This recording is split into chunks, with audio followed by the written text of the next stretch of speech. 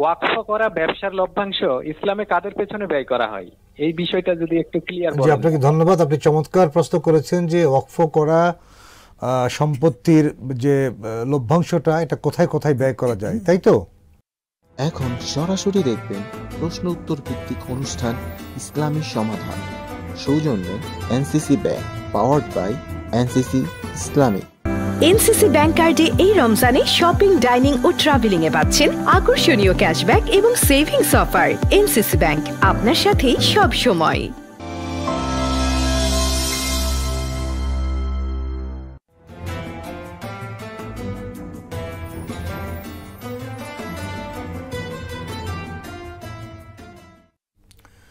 বিসমিল্লাহির রহমানির রহিম। আলহামদুলিল্লাহি রাব্বিল আলামিন ওয়াল আকিবাতু লিল মুত্তাকিন ওয়াসসালাতু ওয়াসসালামু আলা সাইয়্যিদিনা মুহাম্মদ মুস্তাফা সাল্লাল্লাহু আলাইহি সাল্লাতু ওয়াসসালাম। প্রিয় দর্শক, যারা বাসির টিভি দেখছেন সকলকে জানাই আন্তরিক মোবারকবাদ। আপনারা দেখছেন এনসিসি ব্যাংক নিবেদিত ইসলামী সমাধান, পাওয়ার্ড বাই এনসিসি ইসলামিক। প্রিয় দর্শক, আল্লাহ তাআলা এই রমাদানুল করিমে আমাদের উপর পবিত্র কোরআনুল করিম নাজিল করেছেন। আল্লাহ তাআলা বললেন, শাহরু রমাদান আল্লাযী উনজিলা ফীহিল কোরআন। এই যে কোরআন, এটা একটা কমপ্লিট কোড অফ লাইফ, এটা পূর্ণাঙ্গ মুকাম্মাল নিজামে হায়াত। এখানে মানবতার জন্য সকল সমাধান দেয়া আছে। প্রিয় দর্শক, আমাদের জীবন মরণ সব কিছুই আল্লাহর জন্যে। ইন্না সালাতি ওয়া নুসুকি ওয়া মাহইয়ায়া ওয়া মামাতি লিল্লাহি রাব্বিল আলামিন। নিশ্চয় আমার নামাজ, আমার কোরবানি, আমার জীবন, আমার মরণ সব কিছুই আল্লাহর জন্যে। আল্লাহ তাআলা বললেন, আল্লাযী খালাকাল মাউতা ওয়াল হায়াতা লিয়াবলুয়াকুম আইয়ুকুম আহসানু আমালা। এই যে জীবন মরণ, এটি আল্লাহ তাআলা সৃষ্টি করলেন কেন? আমাদেরকে পরীক্ষা করার জন্য। প্রিয় দর্শক, যেহেতু আমার জীবন, আমার মরণ সব কিছু আল্লাহর জন্যে, আর জীবন আর মরণের মাঝে আমরা যা কিছু অর্জন করব সব কিছু আল্লাহর জন্যে। পৃথিবীতে তাবৎ সম্পদের মালিক আল্লাহ তাআলা। আল্লাহ তাআলা বলছেন, লিল্লাহি মুলকুস সামাওয়াতি ওয়াল আরদ। সকল যে রাজত্ব আসমান আর জমিনের সব কিছু আল্লাহর জন্যে। এই আল্লাহ তাআলা আমাদেরকে আবার আদেশ দিলেন, আমি যা তোমাদেরকে দিয়েছি তা থেকে তোমরা খরচ করো, তোমরা ইনফাক করো ফি সাবিলিল্লাহ। আল্লাহ রাস্তায় যত ধরনের খরচ আছে তার মধ্যে অন্যতম হলো ওয়াকফ, আল্লাহ সন্তুষ্টির জন্য কোনো সম্পদকে রেখে যাওয়া। আর এটি একটি গুরুত্বপূর্ণ বিষয়। একসময় মুসলিম সাম্রাজ্যে ওয়াকফের জয় জয়কার ছিল, অক্ফকৃত সম্পদের সয়লাভ ছিল, কিন্তু কালের পরিক্রমায় আজকে এটি আমাদের কাছে আর মুখ্য ভূমিকা পালন করছে না। আজ আমরা আমাদের আলোচনার জন্য যে বিষয়টি নির্ধারণ করছি সেটা হচ্ছে ইসলাম ওয়াকফ। এই বিষয়টি আলোচনা করার জন্য আমরা আমাদের স্টুডিওতে নিমন্ত্রণ জানিয়েছি একজন সম্মানিত শরিয়া স্কলার এবং বিজ্ঞ ব্যাংকারকে। তিনি হচ্ছেন জনাব মাওলানা মোহাম্মদ ফরিদ উদ্দিন। চলুন আমরা তার সাথে কথা বলি, তার মুখ থেকে আমরা গুরুত্বপূর্ণ কথাগুলো শুনি ইসলাম ওয়াকফের বিষয়ে। আসসালামু আলাইকুম। ওয়ালাইকুম আসসালাম ওয়া রাহমাতুল্লাহি ওয়া বারাকাতুহু। ভালো আছেন? আলহামদুলিল্লাহ। কেমন আছেন আপনি? আলহামদুলিল্লাহ। বাসির টিভির পক্ষ থেকে আপনাকে আন্তরিক ধন্যবাদ। আপনাকেও ধন্যবাদ। আমরা আমাদের আজকে আলোচনার জন্য যে বিষয়টি নির্ধারণ করছি সেটি আপনি অলরেডি শুনেছেন, সেটি হচ্ছে ইসলাম ওয়াকফ। আমরা আপনার মাধ্যমে আমাদের প্রিয় দর্শকদের জানাতে চাই যে ইসলামে ওয়াকফের ভূমিকা কি, অথবা সিগনিফিকেন্সটা কি, ওয়াকফ দিয়ে কী কাজ করা যায়, এবং ইসলাম ওয়াকফ করার বিষয়ে কী ধরনের বিধিবিধান আমাদের জন্য দিয়েছে। জি, ধন্যবাদ আপনাকে। আলহামদুলিল্লাহ, অত্যন্ত চমৎকার একটি বিষয়। এই বিষয়টি দেখুন, আল্লাহ তাআলা মানুষকে সৃষ্টি করার পরে তার যে জীবিকার ব্যবস্থা করেছেন, সেই জীবিকাটা পুরাপুরিভাবে নিজে এটাকে ভোগ করার জন্য আল্লাহ তাআলা বলেন নাই। আল্লাহ তাআলা মুমিনদের স্বভাবের মধ্যে তিনটি কথা বলেছেন। যে আল্লাহ তাআলা বলেন যে মুমিন হইল, মুত্তাকি হইল তারা যারা আল্লাহর উপর ঈমান এনেছে, যারা সালাত আদায় করেছে, এবং তাদেরকে যা দেয়া হয়েছে, যে জীবিকা দেয়া হয় তার থেকে তারা আল্লাহর রাস্তায় ব্যয় করে, খরচ করে। হ্যাঁ, এই যে খরচ করে বা ব্যয় করে আপনি বলবেন, এই ব্যয় করার জন্য তো তার সঞ্চয় থাকতে হবে। তার মানে ওই আল্লাযিনা ইউমিনুনা বিল গায়বি ওয়া ইউকিমুনাস সালাতা ওয়া মিম্মা রাযাকনাহুম ইউনফিকুন, এই ওয়া মিম্মা রাযাকনাহুম ইউনফিকুনের মধ্যে এখানে কিন্তু সঞ্চয়ের জন্য আল্লাহ তাআলা বিশাল একটা নির্দেশনা, এটা কিন্তু আমরা উপলব্ধি করতে পারি না। আমরা মনে করি যে রিজিক দিছে খরচ করার জন্য খরচ করো। এখানে আল্লাহ তাআলা বলছেন যে তোমার যে জীবিকা আমি দান করলাম, সেই জীবিকাটাকে তুমি সঞ্চয় করো, সেখানে ব্লক করো। এই সঞ্চিত অর্থ এক সময় আপনার ধরেন আপনার সন্তানাদি থাকে, আপনার উত্তরাধিকারী থাকে, তারা অনেক সময় সেটা বুক করে। কিন্তু জীবনে এই পৃথিবীর এরকম বহু মানুষ আছেন যাদের লক্ষ লক্ষ টাকা, হাজার হাজার কোটি টাকা এরকম তাদের জীবনে তারা রেখে যান, তাদের প্রপারলি উত্তরাধিকার নাই এই সম্পদ বুক করার। তখন হয় কি, বেহাত হয়ে যায়, বিভিন্নভাবে সেটা বিভিন্ন জায়গায় চলে যায়। আল্লাহ রাব্বুল আলামিন মানব জাতিকে এই জন্য একটা সুযোগ এবং সুবর্ণ একটা সুযোগ দিয়েছেন যে হে মানুষ, তুমি তোমার অর্জিত সম্পদকে তুমি যদি, আপনার আল্লাহ তাআলা বলেন নাই যে তুমি অভুক্ত থেকে তুমি সেই সম্পদ জমা করো। তোমার খাওয়া দাওয়ার পরে যে সম্পদটা, যেমন জাকাতেবল যে সম্পদটা, জাকাত তো হয় সারা বছর আপনার কাছে থাকার পরে, তারপরে না জাকাত। এমনিভাবে আপনার কাছে যে সম্পদটা থেকে গেল, সেই সম্পদের একটি নির্দিষ্ট অংশ আমরা কি করতে পারি, আমাদের সারা জীবনের জন্য সেই সওয়াব কামনা করে আল্লাহ তাআলার উদ্দেশ্যে আমরা ওয়াকফ করতে পারি। এখানে দেখেন একটি হাদিস আমি উল্লেখ করি আপনার সামনে। সে হাদিসের মধ্যে আল্লাহ রাসূল সাল্লাল্লাহু আলাইহি ওয়াসাল্লাম বলেন, ইজা মাতাল ইনসানু ইনকাতা আনহু আমালুহু ইল্লা মিন সালাস।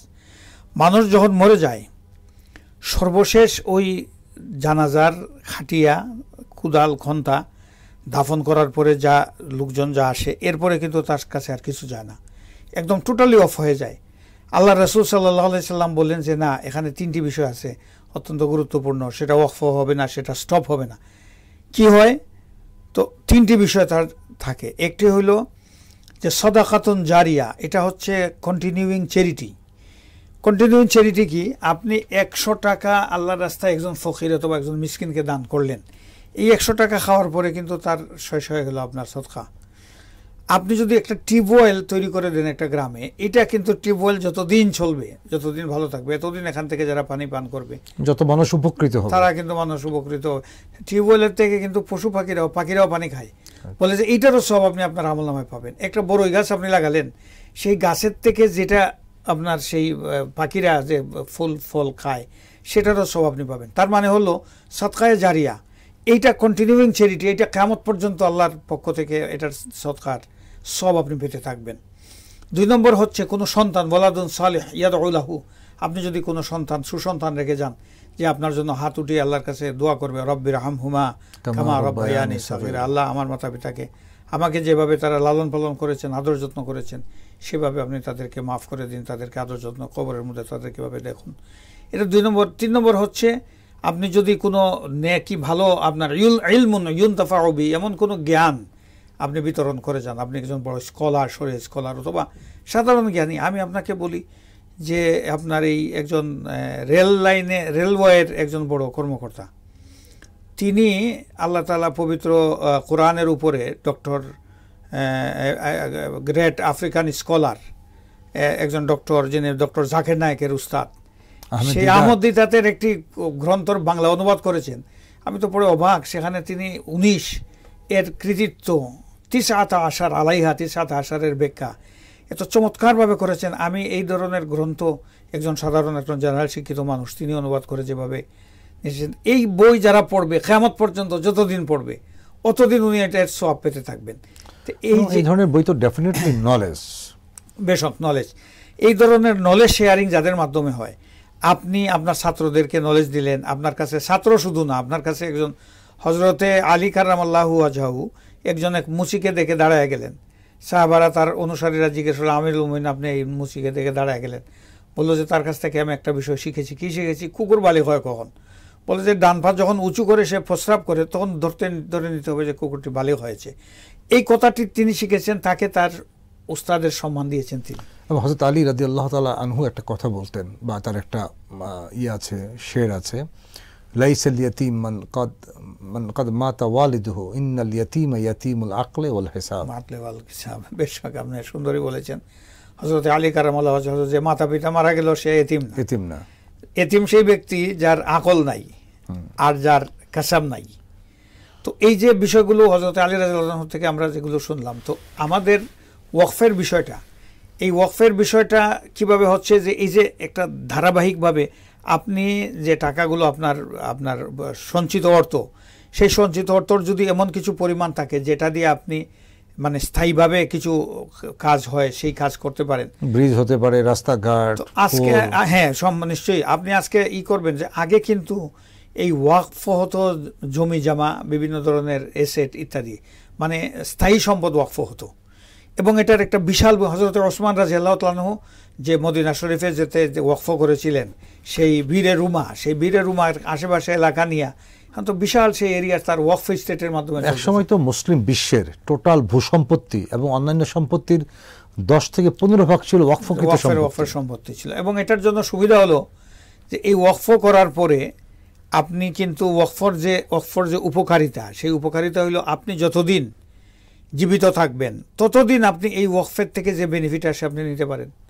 আপনার উত্তরাধিকারী সন্তান সন্ততি, আপনার নাতি নশা, একটা সময় দেখবেন যে আপনি আর এই তাদেরকে দেওয়ার আর কোনো স্কোপ থাকবে না, তখন ওই সম্পদটা সাধারণ ইয়েতিম মিসকিনদের জন্য আল্লাহ তাআলা ব্যয় করবে।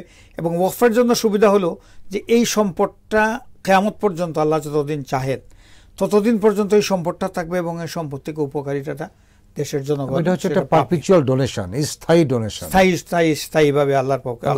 ওয়াকফ বলতে আমরা কি বুঝি? যে টোটাল সম্পত্তিকে আল্লাহর সন্তুষ্টির জন্য আবদ্ধ করে রাখা অথবা থামিয়ে দেওয়া কোনো এক জায়গায়, যে এটা কেবলমাত্র আল্লাহর সন্তুষ্টির জন্য। তো আমরা কিন্তু ঢাকা শহরে বিভিন্ন জায়গায় ঘুরলে প্রায় দেখি তজিবউদ্দিন ট্রাস্ট, এই ট্রাস্ট, সেই ট্রাস্টের ওয়াকফকৃত সম্পত্তি। এই একসময় কিন্তু এটা প্রচুরই ঢাকা শহরে ছিল, এখন কেন জানি এটা দিন দিন কমে যাচ্ছে, অথবা অনেক ওয়াকফকৃত সম্পত্তি বেদখল হয়ে গেছে। আমরা কোরআনে কারীমের সূরা মুনাফিকুনের যে 10 নম্বর আয়াত, আল্লাহ তাআলা বললেন লা তুলহিকুম আমওয়ালুকুম ওয়ালা আওলাদুকুম, তোমাদেরকে যাতে এটা না করে, মানে আল্লাহর জিকির থেকে সরিয়ে না, ওয়ালা তুলহিকু আমওয়ালুকুম ওয়ালা আওলাদুকুম আন যিকরিল্লাহ। এই যে আল্লাহর জিকির থেকে, আবার আল্লাহ তাআলা অন্য জায়গায় বলেন ইন্নামা আমওয়ালুকুম আওলাদুকুম ফিতনা, যে তোমাদের সন্তান আর তোমাদের মাল কি তোমাদের একটা পরীক্ষার বস্তু। আবার আরেক জায়গায় আল্লাহ তাআলা বললেন আল্লাতী জাআলাল্লাহু লাকুম কিয়ামা ওয়া আমওয়ালাকুম আল্লাতী, যে তোমাদের মালকে আল্লাহ তাআলা তোমাদের যে দাঁড়াবে, দণ্ডায়মান হবে, এর একটা উপকরণ হিসেবে বানিয়েছেন, প্রতিষ্ঠিত হওয়ার উপকরণ। আবার এটাকে বলা হয়েছে একটা বিপর্যয়। এর মধ্যে দিয়ে একটা মুসলিম জীবন কি করে সামঞ্জস্য রক্ষা করতে পারে? একদিকে ফিতনা, অপরদিকে এটা আমার পরীক্ষার বস্তু, অপরদিকে এটা আমার মানে দণ্ডায়মান থাকা, বেঁচে থাকার একটা উপকরণ, আরেক দিক থেকে আল্লাহর রাস্তা দান করা, কিভাবে আমরা সমন্বয় করতে পারি? দেখুন, দুনিয়াতে আল্লাহ রাব্বুল আলামিন মানুষ সৃষ্টির তার যেই পদ্ধতি এবং তার মানুষকে পরিচালনা করা, এটা একটা নিজামের মাধ্যমে কিন্তু পরিচালিত হচ্ছে। ধরেন আপনার রাস্তায় হাঁটছেন, আপনার জুতা ছিঁড়ে গেল, মুচি যদি রাস্তায় না থাকে আপনি কিন্তু চরম বিপদে পড়বেন। এই মুচির অবস্থান কিন্তু আল্লাহ তাআলার নিজাম পরিচালনার জন্য তার কিন্তু প্রয়োজন। আপনি যে টাকাগুলো ইনকাম করছেন সেই টাকাগুলো আপনি কোথায় রাখবেন? বাসায় রাখলে তো সেই বাসা থেকে চোর ডাকাত নানান ধরনের উৎপাত, আপনার আত্মীয় স্বজনেরা এসে আপনাকে অতিষ্ঠ করে ফেলবে। আপনি নির্দিষ্ট একটি জায়গায় রাখবেন, সেই জায়গাটা হচ্ছে ব্যাংক। তো ব্যাংকের মধ্যে আপনি রাখলেন, আপনার টাকাটা নিরাপদে থাকলো। ঠিক এমনিভাবে আপনি যে টাকা আপনি যে খেলেন, আপনার যা অর্জন, এই সমস্ত অর্জন যদি আপনি বুক করতে চান আপনি বাঁচবেন না। এই যে বর্তমান যুগে, আগে তো এত সোজা ছিল না, জানাটা সহজ ছিল না। এখন দেখা যায় আপনার ম্যাক্সিমামই 50 থেকে 60 বছর অতিক্রম হওয়ার পরেই ডাক্তারের রেস্ট্রিকশন আসতেছে আপনার খাওয়ার ক্ষেত্রে, আপনার মিষ্টি খাওয়া, আপনার তরকারি খাওয়া, মাছ খাওয়া, গোশত খাওয়া, নানান ধরনের, কারো হার্টের অসুখ, কারো ডায়াবেটিসের অসুখ, এটা সেটা বিভিন্ন জিনিস। তার মানে হচ্ছে নিয়ন্ত্রিত জীবন আপনাকে শুরু থেকেই করতে হবে, তাইলে আপনি ভালো থাকবেন। এই নিয়ন্ত্রিত জীবনের জন্য আপনি যা সম্পদ ইনকাম করলেন, যেটা কামাই করলেন, এই সম্পদটা আপনি সারাটাই যদি আপনি ব্যয় করে ফেলেন বিভিন্নভাবে, দেখেন কিয়ামতের দিন দুটি প্রশ্ন কিন্তু আল্লাহ তাআলা করবেন, এটার বাহিরে কিন্তু যাওয়ার কোনো সুযোগ নাই। বলা হবে যে তুমি যে সম্পদ আর্ন করলে সেটা কোত্থেকে আর্ন করেছো, মিনাইনা আনফাকতা, এবং যে সম্পদটা ব্যয় করলে, আর্ন করাটাও হালাল হইতে হবে, সুষ্ঠু হতে হবে, ব্যয় করাটাকেও আপনার সেভাবে ইসলামী শরিয়ার বিধান মতো, আল্লাহর নির্দেশনা মতো নিতে হবে। তাহলে যে আয় এবং ব্যয়, এই আয়ের মধ্যেও আল্লাহ তাআলা ব্যাপকভাবে আপনার সেটা নিয়ামত দান করেন, বরকত দান করেন ব্যবসা বাণিজ্যের মধ্যে। তো এই ব্যবসার মাধ্যমে যে অর্জিত সম্পদ, এই অর্জিত সম্পদ যাদেরকে ব্যবসার আল্লাহ তাআলা সুযোগ দিয়েছেন, এই ব্যবসা চাকরি বাকরি যারা করেন, জীবিকা, বিভিন্ন জীবিকা, তাদের তো আছেই, যারা ব্যবসা বড় বড় ব্যবসা করেন তাদের ক্ষেত্রে এটা খুব বেশি প্রযোজ্য। কারণ তারা জাকাত দেন, জাকাত দিচ্ছেন, সেখানে শাড়ি লুঙ্গি বিতরণ করতেছেন, মানুষরা সে ভিড় করতেছে, মারামারি করতেছে। এটা এইভাবে এটাকে বে না করে নির্দিষ্ট একটা পরিমাণ জাকাত দেন, নির্দিষ্ট একটা পরিমাণ আপনার চিরস্থায়ী আপনার ওয়াকফের ব্যবস্থা। কথাটা শুনবো ছোট্ট একটা বিরতির পরে। প্রিয় দর্শক, আপনারা দেখছেন এনসিসি ব্যাংক নিবেদিত ইসলামের সমাধান, পাওয়ার্ড বাই এনসিসি ইসলামিক। সময় হলো ছোট্ট একটা বিরতি নেওয়ার, আমাদের সাথেই থাকুন, আমরা আবারও ফিরে আসছি ইনশাআল্লাহ।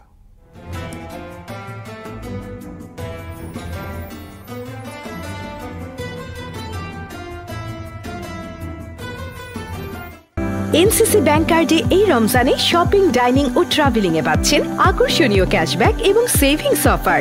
এনসিসি ব্যাংক, আপনার সাথেই সব সময়। শরিয়া অনুশাসন মেনে বিজ্ঞ শরিয়া বোর্ডের নির্দেশনায় ও স্বতন্ত্র ব্যবস্থাপনায় গ্রাহকদের জন্য এনসিসি ইসলামিক ব্যাংকিং এর আকর্ষণীয় সেবাসমূহ রয়েছে। আধুনিক সকল সুবিধা, তাই শরিয়া মেনে ব্যাংকিং হবে সহজে ও নিশ্চিন্তে। এনসিসি ইসলামিক ব্যাংকিং এর সাথে। এনসিসি ব্যাংক, আপনার সাথেই সব সময়। বিশ্বজুড়ে বিস্তৃত নেটওয়ার্ক ও প্রয়োজনীয় আধুনিক সকল সুবিধা নিয়ে রেমিটেন্স সেবায় আপনার বিশ্বস্ত প্রতিনিধি এনসিসি ব্যাংক, আপনার সাথে সব সময়। বিশিষ্ট ইসলামী চিন্তাবিদ অধ্যাপক সোহেলা সোবহান রচিত গ্রন্থ দৈনন্দিন জীবনে কোরআনের ভূমিকা। গ্রন্থটি পাওয়া যাচ্ছে হাক্কানি পাবলিশার্সে। বিশিষ্ট ইসলামী চিন্তাবিদ অধ্যাপক সোহেলা সোবহান রচিত গ্রন্থ শান্তির প্রতীক নবীজি। গ্রন্থটি পাওয়া যাচ্ছে হাক্কানি পাবলিশার্সে।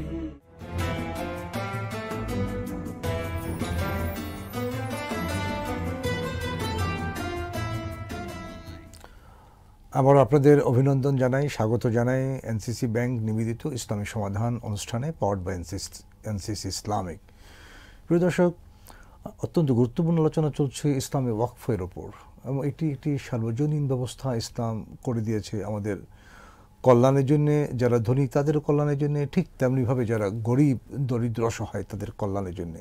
একসময় আমাদের এই মধ্য এশিয়ায় প্রায় 10% ওয়াকফকৃত সম্পত্তি ছিল, বাট কালের পরিক্রমায় এগুলো ক্রমান্বয়ে হারিয়ে যাচ্ছে এবং এখন তেমন একটা দেখা যায় না, অথবা জায়গা জমি আমরা ওয়াকফ করব সেই বিষয়টা অনেক কঠিন হয়ে দাঁড়িয়েছে। মানুষ বেশি, কম বা জায়গা জমি কম, এবং জায়গা বা জমির পরিমাণ ছোট হতে হতে একটা মার্জিনাল লেভেলও চলে আসতেছে অনেক ক্ষেত্রে।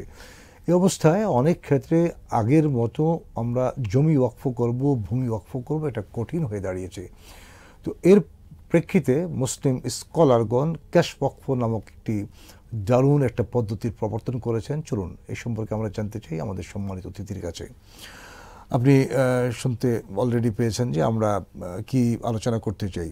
একটা হচ্ছে আমরা ইসলামী ওয়াকফটা গেল, আর এখন আমরা আলোচনা করতে চাই ক্যাশ ওয়াকফ একটা পদ্ধতি বিভিন্ন ব্যাংকে চালু আছে বা বিভিন্ন দেশে চালু আছে। এই বিষয়টা বা ব্যাপারে শরিয়া স্কলারদের কী কথা, এবং আমাদের বাংলাদেশ এটা কিভাবে চালু আছে? জি, ধন্যবাদ আপনাকে। আপনি সুন্দর বলেছেন যে এখন পপুলেশন বৃদ্ধি পাওয়ার কারণে ওই জমি জমা ইত্যাদি বা স্থায়ী এসেট যেটা সম্পদ, সেটা ওয়াকফ করা যাচ্ছে না, সে সংকীর্ণ হয়ে আসছে সেই পরিধি। তো এটার বিকল্প হিসাবে আপনি ঠিকই বলেছেন যে এটা ক্যাশ ওয়াকফের একটা সুযোগ তৈরি হয়েছে আমাদের দেশে। আমাদের দেশে নয় শুধু, এটা পৃথিবীতে বিভিন্নভাবে ক্যাশ ওয়াকফ এখন এটা প্রোডাক্ট, বিশেষ করে ব্যাংকগুলো এটা ক্যাশ ওয়াকফের প্রোডাক্ট চালু করেছে। যে আপনি আপনার মাসে যে সেভিংসটা আপনি করেন, আপনি ধরেন 1000 টাকা মাসে জমান, এই 1000 টাকার সাথে যদি আপনি 100 টাকা একটা ক্যাশ ওয়াকফ দান করেন, তো এই টাকাটা আপনি এক সময় দেখা যাবে 5000, 10,000, 15,000, 20,000, 1 লাখ, 10 লাখ, 5 লাখ ইত্যাদি একটা বড় একটা অংশে পরিণত হয়েছে। এবং আপনি যেটা বললেন যে ক্যাশ ওয়াকফের এই টাকা, এইটার ক্যাশ ওয়াকফের টাকা তো আর খরচ হয় না, এই টাকার বেনিফিটটা তখন পাওয়া যায়। এবং এই বেনিফিটটা খরচ করার জন্য জাকাতের যেরকম নির্দিষ্ট খাত আছে, এরকম কিন্তু ক্যাশ ওয়াকফের নির্দিষ্ট খাত নাই ব্যয়ের। সুতরাং আপনি যে কোনো জায়গায় ওভারঅল যে কোনো কল্যাণে ব্যয় করা যাবে। আপনি যেটা প্রথমে বলছিলেন, আপনি আমার এটা বিষয়টা আপনার দৃষ্টি আকর্ষণ করি। আবার এই আমরা শুনবো জাস্ট একটা ফোন কল রিসিভ করার পরে। জি, কে বলছেন ভাই? স্যার আসসালামু আলাইকুম, আমি ওয়ালাইকুম আসসালাম, আপনাদের অনুষ্ঠান দেখতেছি। জি স্যার, আমার একটা প্রশ্ন ছিল, ওয়াকফ করা ব্যবসার লভ্যাংশ ইসলামে কাদের পেছনে ব্যয় করা হয়, এই বিষয়টা যদি একটু ক্লিয়ার করেন। জি, আপনাকে ধন্যবাদ। আপনি চমৎকার প্রশ্ন করেছেন যে ওয়াকফ করা সম্পত্তির যে লভ্যাংশটা এটা কোথায় কোথায় ব্যয় করা যায়, তাই তো? জি, আপনাকে ধন্যবাদ। আমরা ইনশাল্লাহ আপনার প্রশ্নের উত্তর দেব। জি, সম্মানিত অতিথি। জি, তো যে কথাটা বলছিলাম যে আপনি যে কথার দৃষ্টি আকর্ষণ করেছিলেন যে ধরেন আমাদের এই যে মানে ভৌত অবকাঠামো, ক্যাশ ওয়াকফের টাকা কিন্তু মূল টাকা খরচ করা যায় না, এই টাকাটা কিন্তু রাখতে হয়। এই যে ক্যাশ ওয়াকফের পদ্ধতি চালু করেছে বিভিন্ন ইসলামী ব্যাংক, তারা মুদারাবা এবং পারপিচুয়াল একটা ডোনেশন, আপনি আপনার সম্পদের একটা অংশ আপনি জীবিত অথবা মৃত যে কোনো সময় আপনি সময়ের জন্য আপনি দিতে পারেন। সেই টাকা ব্যাংক নির্দিষ্ট খাতে, যে প্রশ্ন যিনি করলেন তাকে ধন্যবাদ এই বিষয়ে প্রশ্ন করার জন্য, এটা একটা শরিয়া একটা বোর্ড আছে আপনার, সেই বোর্ডের মাধ্যমে ডিসাইড করা হয় যে কোথায় কোথায় ব্যয় হবে। এখানে ধরেন বিশেষ করে সমাজে যে সমস্ত দুস্থ এবং এতিম লোকজন আছে তাদের বিভিন্ন সময়, এর জন্য একটা এতিম মেয়ের বিয়ে শাদী হচ্ছে না, এই ক্যাশ ওয়াকফের মুনাফা দিয়ে তার বিবাহের ব্যবস্থা করা হলো। একটা ছেলে, সে একজন ধরেন একজন মেধাবী একটা ছেলে সন্তান, সে তার আপনি অবাক হবেন যে তার মা বুয়ার কাজ করে বাসায়, কিন্তু সে এত ভালো তার মেধা, সে এসএসসি বলেন এইচএসসি বলেন একেবারে গোল্ডেন জিপিএ 5 পেয়ে এরপরে সে আপনার বুয়েট থেকে ইঞ্জিনিয়ারিং পাস করে সে এখন সমানে কাজ করতেছে এবং তাকে আমরা সহযোগিতা করেছি, আমাদের স্কলারশিপ নিয়ে সে পড়াশোনা করেছে। তো এইভাবে আপনি ক্যাশ ওয়াকফের টাকার যে বেনিফিটটা, সেই বেনিফিটে আপনি এই দেশ এবং জাতির কল্যাণে, আপনি গোটা মুসলিম উম্মার কল্যাণে। এবং ব্যাংকগুলো যে ক্যাশ ওয়াকফ জারি করেছে বা চালু করেছে, সেখানে আমার জানা মতে দুটো পদ্ধতি আছে। একটা হচ্ছে যে আমি এককালীন 1 লাখ, 5 লাখ, 10 লাখ টাকা আমি ক্যাশ ওয়াকফ করতে পারি, এটার যে থেকে যে লভ্যাংশটা অর্জিত হবে সেটা অনেকভাবে ব্যয় করা যায়। আর এটা হচ্ছে না, আমি চিন্তা করলাম আমি 1 লক্ষ টাকার ক্যাশ ওয়াকফ করবো, বাট প্রতি মাসে আমি 1000 টাকা করে ডোনেশন দিচ্ছি যাতে কেউ বঞ্চিত না হয়। আমার মনে হয় যে এটা খুব চমৎকার ব্যবস্থা। হ্যাঁ, না এটাই বললাম যে আপনি আপনার জীবিকা, যেমন আপনার এই যে বিভিন্ন ধরনের ডিপোজিট প্রোডাক্ট আছে, এরকম ওয়াকফ ক্যাশ ওয়াকফের যে প্রোডাক্ট, আপনি আপনার ইনকাম থেকে খুব বেশি বার্ডেন হবে না। আপনি যদি নিয়ত করেন যে আল্লাহ তাআলা কিয়ামত পর্যন্ত এটার সব আমি পাবো, তো আপনার সন্তান, ধরেন এই যে ক্যাশ ওয়াকফটা, এটা এত চমৎকার একটা ইস্যু, আপনার কোনো সন্তানই নাই, দোয়া করবে কে? দোয়া করবে, রাইট। আপনি কোনো ধরনের কোনো শরিয়া বেসড বা কোনো জ্ঞান এরকম মানুষকে দিয়ে যেতে পারেননি যে সেটা আপনি কিয়ামত পর্যন্ত সেটার সওয়াব পেতে থাকবেন। কিন্তু যে ক্যাশ ওয়াকফ, এটা সর্বসাধারণের জন্য, এ টু জেড কাজে, ঘরের কাজে যিনি, যে মহিলা যিনি কাজ করেন, আপনার বাসায় যিনি একজন লোক কাজ করেন, বাসার কাজে যিনি আছেন, যিনি অফিসে চাকরি করেন, যিনি স্কুলে পড়ান, মাদ্রাসায় পড়ান, যিনি ইউনিভার্সিটিতে আছেন, যিনি ইঞ্জিনিয়ার, যিনি ডাক্তার, এভরি হয়ার এটার সুযোগ আছে ক্যাশ ওয়াকফের। সবাই কিন্তু এই ক্যাশ ওয়াকফের একটা ব্যাংকের অ্যাকাউন্টে ক্যাশ ওয়াকফ করে উনার নামে, বরং উনার নামে একটা সার্টিফিকেট হবে যে উনার উত্তরাধিকাররা এসে দেখবে যে আমার পিতা, আমার দাদা, আমার পরদাদা এরকম একটা বিশাল ক্যাশ ওয়াকফ করে গেছেন। এই ক্যাশ ওয়াকফের একটা সার্টিফিকেট উনি পাবেন, নির্দিষ্ট একটা পরিমাণ, 10,000 হন, 20,000 হোক, 1 লাখ হোক, 2 লাখ হোক। আপনি যেটা বললেন যে মুতাল্লি সাহেবের মৃত্যুর পরে যিনি ক্যাশ ওয়াকফ করলেন, তার মৃত্যুর পরে তো তার ছেলে মেয়েরাও, তার উত্তরাধিকারীরা সে দেখবে। তো এই জন্য আপনার এই ক্যাশ ওয়াকফটা এটা সর্বস্তরের মানুষের জন্য একটা উপকারী একটা বিষয়। এই জন্য ব্যাংক এটা করেছে, যে কোনো ধরনের, যে কোনো পেশার, যে কোনো কর্মজীবী হোক আর পেশাজীবী হোক, লোক এসব ব্যাংকে ক্যাশ ওয়াকফ ওপেন করতে পারেন। আর আপনি যেটা বললেন যে এইটার আপনার 2টা পদ্ধতি, এটা চমৎকার একটা, যারা মনে করেন জীবন সায়ান্নে চলে আসছেন বা যাদের সম্পদের এখন আর কেউ দেখাশোনার ওরকম কেমন কিছু নাই, তিনি তার সম্পদের একটা অংশ ওয়াকফ করে দিয়ে, তার নামে তিনি ওয়াকফ করে দিয়ে একটা ব্যবস্থা করে যেতে পারেন।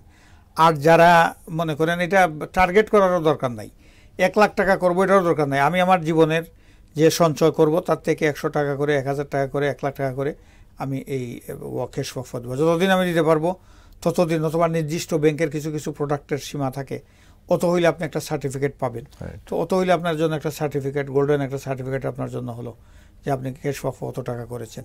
এবং এটার সব, বিশেষ করে আমি একটা ক্যাশ ওয়াকফ করেছি আপনাকে বলি, আমি এক মাদ্রাসায়, সেই মাদ্রাসায় দেখলাম যে 1 লাখ টাকা দিলে তো ওই মাদ্রাসায় টাকা খরচ হইয়া আমার একবারেই সব শেষ। মাদ্রাসায় আমি দান করছি বিভিন্ন টাইমে, বিভিন্ন অনুষ্ঠানে মাহফিল হয়, ওনারা বলেন, কিন্তু একটা ক্যাশ ওয়াকফ করেছি 10,000 টাকা করে, 8টা অ্যাকাউন্ট ওপেন করেছি, এটা মাসে মাসে দিছি। 1 বছর 1.5 বছরের মাথায় আমার 80,000 টাকা হয়ে গেছে। আরও 2টা খুলতে চাই 2 জনের নামে। আমি আমার আব্বার নামে একটা ক্যাশ ওয়াকফ করেছি, আব্বার নামে একটা ক্যাশ ওয়াকফ, আমার নামে একটা, আব্বার নামে একটা, দাদার নামে একটা, দাদির নামে একটা, নানার নামে একটা, নানির নামে একটা, শ্বশুরের নামে একটা, শাশুড়ির নামে একটা। এই 8টা করেছি। আমার 2 ভাই আছেন, ইন্তেকাল করেছেন।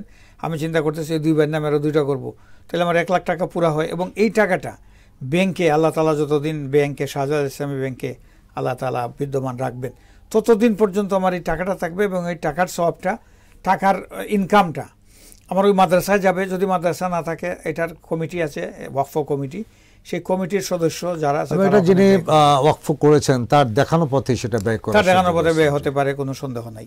তো এইভাবে এই যে আজকের যে আলোচ্য বিষয়টা, বিশেষ করে পবিত্র মাহে রমজানে আমাদের যদি আমরা আমাদের সম্পদের একেবারে ন্যূনতম অংশ আমরা এই পবিত্র মাহে রমজানে, আগামী মাহে রমজান আমরা পাবো কিনা সে জানি না, আল্লাহ তাআলা আমাদেরকে হায়াতে রাখুক, আমরা সবাই জীবিত থাকি, আগামী রমজানের রোজা রাখতে পারি, আল্লাহ আমাদের তৌফিক দেন। কিন্তু এই রমজান থেকেই আমরা সেই উদ্যোগ গ্রহণ করতে পারি। আমি 1000 টাকা ক্যাশ ওয়াকফ করলাম, ব্যাংকে গেলাম যে ভাই আমার ক্যাশ ওয়াকফ 1000 টাকা। তো ওই যে আগে বলছিলেন আপনি সম্পদ, এখন কিন্তু ওয়াকফ করার সুযোগ নাই। পপুলেশনের এই যে মানে অনেক বেশি ব্যাপ্তি ঘটেছে, পৃথিবীর সব জায়গায় পপুলেশন বাড়ছে, সুতরাং জমি জামা ইত্যাদি পপুলেশনের জন্য আগে ক্ষেতের যে জমি ছিল এখন সেটা নাই, বাড়িঘর হয়ে গেছে। এই জন্য এখন সম্পদ, ক্যাশ টাকা, সেটাকে ওয়াকফ করতে হবে এবং এটার গুরুত্ব পরিসীম। আমরা আমাদের কার্যক্রম পরিচালনার ক্ষেত্রে স্বাভাবিক কার্যক্রমের সাথে এই বিষয়টিকে সম্পৃক্ত করতে পারলে আমরা দুনিয়া এবং আখিরাত এবং কিয়ামত পর্যন্ত, এবং আপনি অবাক হবেন যে আল্লাহ তাআলা কিয়ামতের সময় জিজ্ঞেস করবেন যে বান্দার আমল খুঁজতে থাকবেন, যে তার আমল কি আছে নাজাত দেওয়ার জন্য। তো আপনি এক সময় দেখবেন যে আপনার এই ক্যাশ ওয়াকফের যেই বেনিফিটের, যেই আপনার দানের যে সওয়াব, এই সওয়াব খেতে পেতে খবরের মধ্যে একদিন দেখবেন যে আপনার, যদি আল্লাহ না করুক যে খবরে আযাবের মধ্যে আছে, আল্লাহ সেই খবরে আযাব মাফ করে দিয়েছেন। কেন? এই ধরেন সদকা, আর সদকা তো তারুদ্দুল বালা, দুনিয়াতে আল্লাহ তাআলা বলেন সদকা বালা মুসিবত দূর করে দেয়। সেই জায়গায় খবরের মধ্যে যদি আপনার নামে আপনার ছেলে সন্তান, আপনার আত্মীয় স্বজন, অথবা আপনি যদি নিজে রেখে যান, এটা হচ্ছে সবচেয়ে ভালো কথা। আসলে আমার মৃত্যুর পরে আমার সন্তান কি করবে আমি তো জানি না। আমার সম্পত্তির মালিক আমি, আমার কষ্টার্জিত শ্রমের বিনিময়ে এই সম্পত্তিটা আমি মনে করি, বা আমরা মনে করি যে আমার কাজটা আমাকে করে যাওয়া উচিত। ডেফিনেটলি, একবার নিঃসন্দেহে। সন্তান করতে পারে, নাও করতে পারে, বা কি করবে আমি জানি না। আমার সন্তান করতে পারে মানে কি, আপনার চোখ বন্ধ হয়ে যাওয়ার পরে তো আপনার সম্পদ কে কতটুকু নিবে সেটা নিয়ে আলোচনা শুরু হয়। অনেক জায়গায় দেখেছি আমরা, জানাজা পর্যন্ত বন্ধ থাকে দীর্ঘ সময়, যে এটা শুরু হচ্ছে না।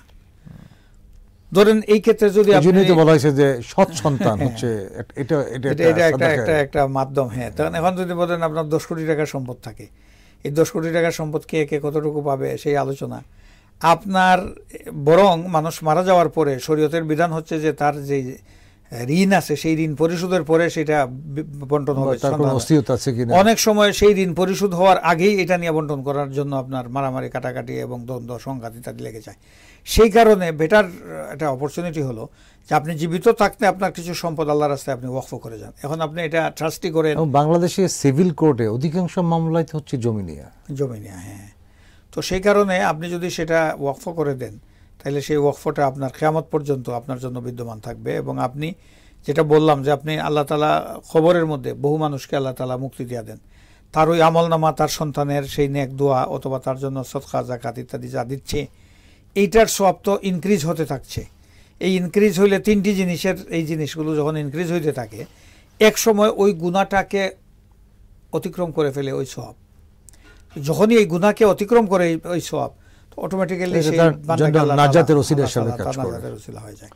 তো আমরা ক্যাশ ওয়াকফ বিষয়টা নিয়ে আলোচনা করলাম, ভূসম্পত্তি বিষয়টা নিয়ে আলোচনা করলাম, এবং আমরা যদি এই বাংলাদেশেও এই কাজগুলো করি নিশ্চয়ই, এবং আমরা যদি ভালোভাবে এগুলো চালাই, তাহলে রাষ্ট্র অনেক ক্ষেত্রে উপকৃত হবে। আপনাকে আন্তরিক ধন্যবাদ আমাদের সময় দেওয়ার জন্য। প্রিয় দর্শক, আমরা চমৎকার আলোচনা শুনছিলাম ইসলামে ওয়াকফ নিয়ে। এর মাধ্যমে আমরা জানতে পারলাম যে একসময় ভূসম্পত্তি ওয়াকফ করা হতো, এখন যেহেতু মানুষ বেশি, জমির পরিমাণ কমে গেছে, সুতরাং শরিয়া স্কলারগণ আরেকটি নতুন পদ্ধতির উদ্ভব করেছেন, সেটি হচ্ছে ক্যাশ ওয়াকফ।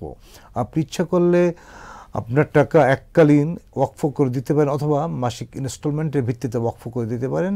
বাংলাদেশে যারা ইসলামী ব্যাংকিং করছে তাদের অনেকেরই এই ধরনের প্রোডাক্ট চালু করেছে, এবং সম্পদ আপনার, আল্লাহ তাআলা এই সম্পদ আপনাকে দয়া করে দিয়েছেন, সিদ্ধান্ত আপনার। আপনি কি এটা আল্লাহর রাস্তায়, আল্লাহর রাহে আর নিজের কল্যাণের জন্য ব্যয় করবেন, নাকি এটা অন্যভাবে খরচ হবে বলে আপনি রেখে যাবেন।